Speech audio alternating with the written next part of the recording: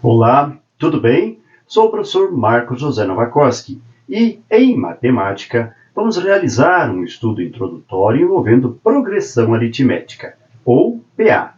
Uma PA é uma sequência numérica em que cada termo, a partir do segundo, é resultado da adição de um número fixo, também chamado de razão, ao seu antecessor.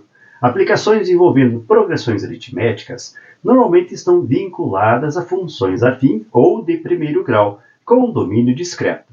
E para a realização desse estudo, vamos começar com uma representação simbólica das progressões aritméticas, que pode ser feita assim.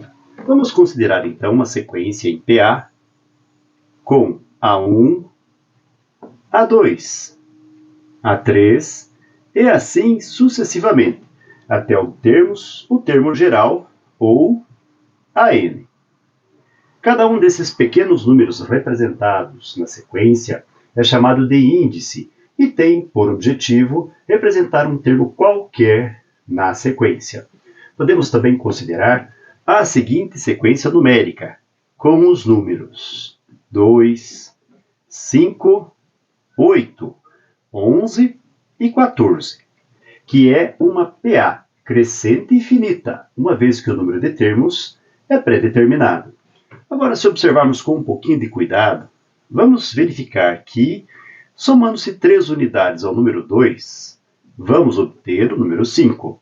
Somando-se 3 unidades ao número 5, obtemos o número 8. Somando-se 3 ao 8, vamos obter o 11.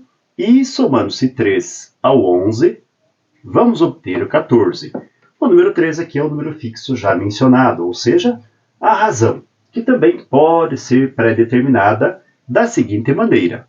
A razão que vamos representar por R, calcularemos fazendo o 5, que é o segundo termo, ou A2, menos o primeiro termo, que é o número 2, ou A1. 5 menos 2, 3, que é maior do que zero, ou seja, positivo, que é uma característica das progressões aritméticas crescentes, ou seja, razão positiva. Num outro contexto, poderíamos pensar na seguinte sequência, com os números 7, 5, 3, 1 e assim indefinidamente.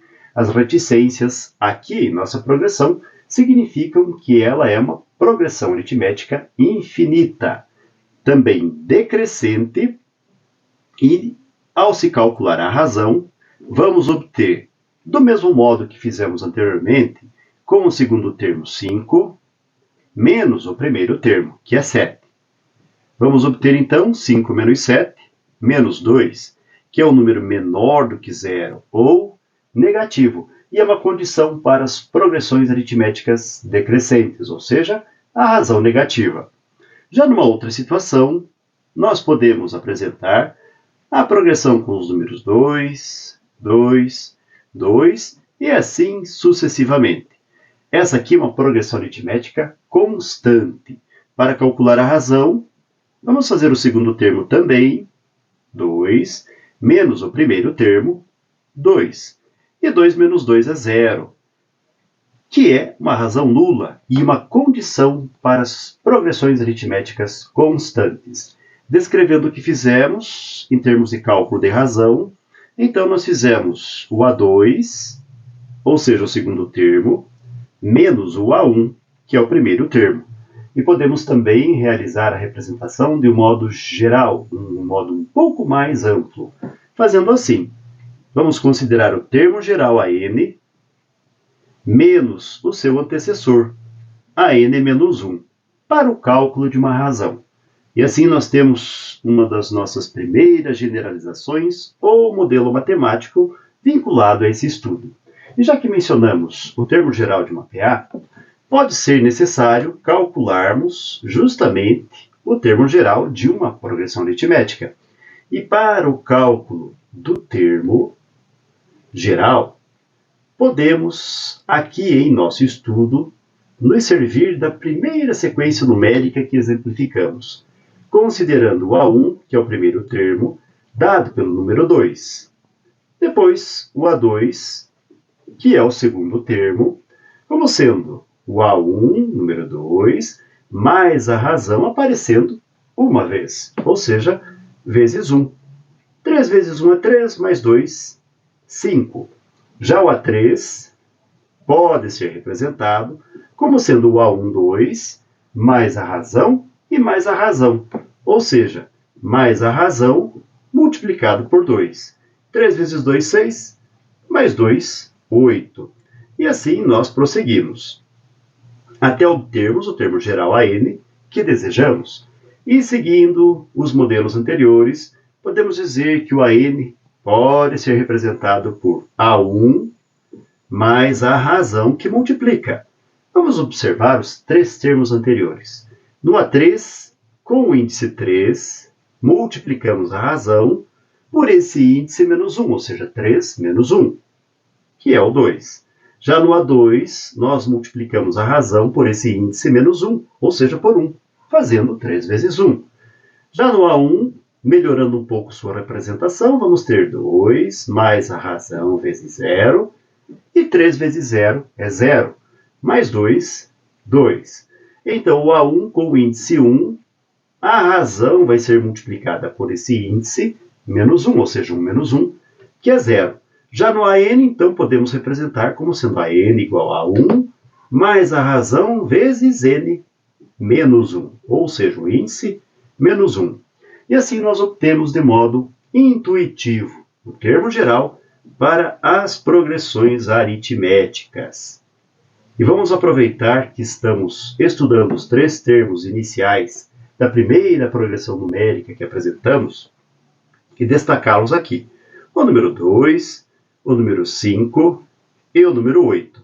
Se observarmos com um pouquinho de cuidado o 5, vamos ver que esse termo central é resultado, ou seja, é a média aritmética entre o 2 e o 8, os extremos dessa sequência.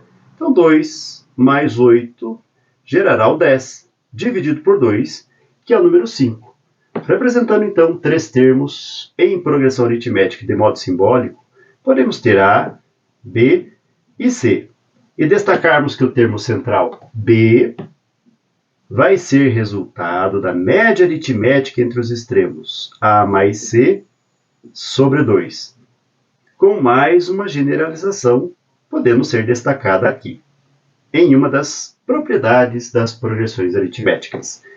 E utilizando-se mais um pouquinho aqui destes 3 termos, com o número 2, 5 e 8. O termo central, novamente, o número 5, vai ser precedido, se nos fosse solicitado, pelo número 5 menos a razão 3, que é o número 2. Então, podemos escrever assim também o número 2. Já o seu sucessor, poderemos escrever como sendo 5 mais a razão 3, pois 5 mais 3 gera o número 8, o que pode nos levar a um pensamento um pouquinho mais amplo, em que nós vamos ter o termo central, que vamos representar por x, precedido por x menos a razão, e sucedido por x mais a razão. E assim nós temos mais um importante vínculo matemático entre os 3 termos de uma progressão aritmética e que é um artifício bem importante nas progressões aritméticas. E pode ser que seja necessário realizar o cálculo da soma de termos consecutivos de uma progressão aritmética. Nesse sentido, então, Carl Boyer, em seu livro História da Matemática, relata que quando Carl Friedrich Gauss, que viveu ali em torno de 1777 e 1855, quando estava com 10 anos de idade, estudando em uma escola pública de sua cidade, em sala de aula, um professor solicitou que ele e sua turma realizassem a soma dos números inteiros de 1 até 100, que inclusive é uma progressão aritmética de razão 1.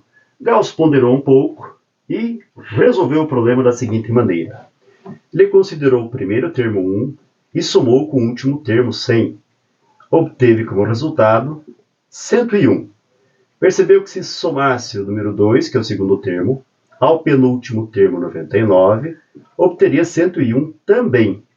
E prosseguiu assim até realizar 50 mais 51, obtendo novamente 101. O que Gauss fez então foi multiplicar aqui o total de elementos dividido por 2, ou seja, ele pegou a metade do número de elementos, uma vez que a soma é realizada de 2 em 2 números, e multiplicou por uma dessas somas, que pode ser a primeira, no caso 1 mais o 100. Como consequência, 100 dividido por 2 é 50, vezes 1 mais 100, que é 101.